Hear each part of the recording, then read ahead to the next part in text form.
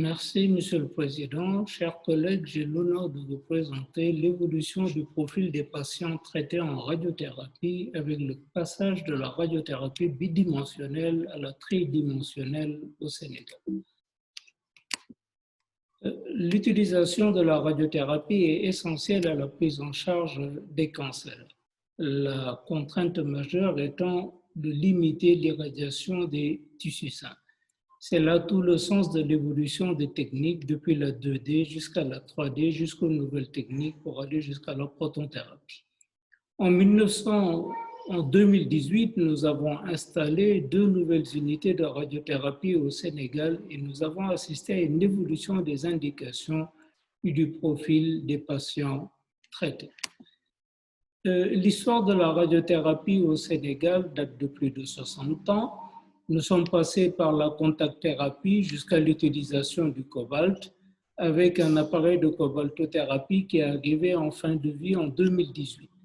Et c'est en 2018 que nous avons pu acquérir 3 accélérateurs et passer à la radiothérapie conformationnelle en 3 dimensions.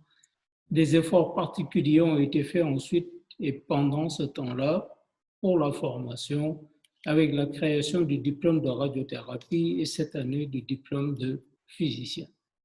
Le cadre d'études où nos patients ont été traités, CHU Le Dantec et CHU d'Alalgam. 2 périodes ont été comparées, la période 2010-2016 où nous avons utilisé la radiothérapie 2D et l'année 2018 où nous avons fait la radiothérapie conformationnelle, première année d'utilisation de cette technique au Sénégal. L'objectif de l'étude était de comparer le profil des cancers traités et évaluer les différentes indications. Tous les patients traités ont été inclus dans notre étude.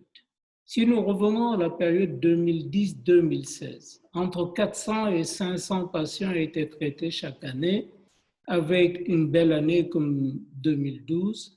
Cependant, après 2015, les problèmes techniques du cobalt ont fait que le nombre s'est sérieusement réduit.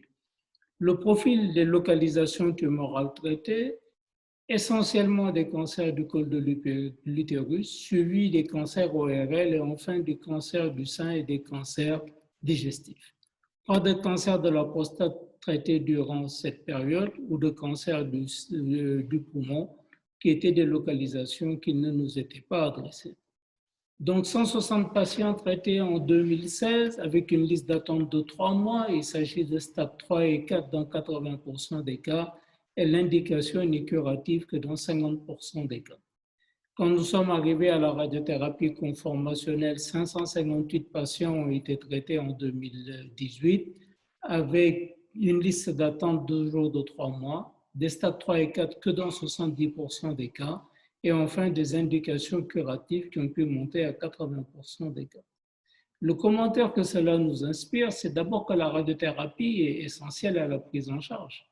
Le passage de la 2D à la 3D ne se limite pas seulement à l'acquisition d'équipements, mais également à l'amélioration de la disponibilité des ressources humaines. Il faut dire également que la radiothérapie conformationnelle permet une meilleure optimisation du traitement et cela est devenu un standard pour plusieurs localisations.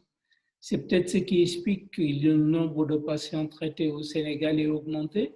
Cela explique également qu'on nous adresse enfin des localisations tumorales qui n'étaient jamais traitées en radiothérapie, comme la prostate, de plus en plus d'œsophage, de plus en plus de cancers pédiatriques et même des cas rares de tumeurs que nous pouvons traiter maintenant. Nous assistons à une augmentation de la tolérance du traitement et de l'efficacité. Cependant, le délai d'attente pour recevoir la radiothérapie reste long et les challenges restent permanents. C'est l'introduction de l'IMRT à l'hôpital, l'introduction de la radiothérapie volumétrique par arc-thérapie notamment, qui existe déjà dans le privé et que nous voulons introduire dans le public. En conclusion, nous dirons que le profil de nos patients a changé. On nous adresse des patients plus tôt, les indications curatives augmentent et nous avons également des localisations qui n'étaient jamais traitées qui peuvent maintenant bénéficier de radiothérapie.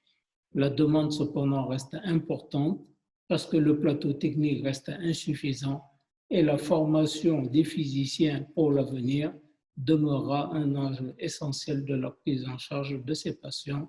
Je vous remercie de votre attention bienveillante.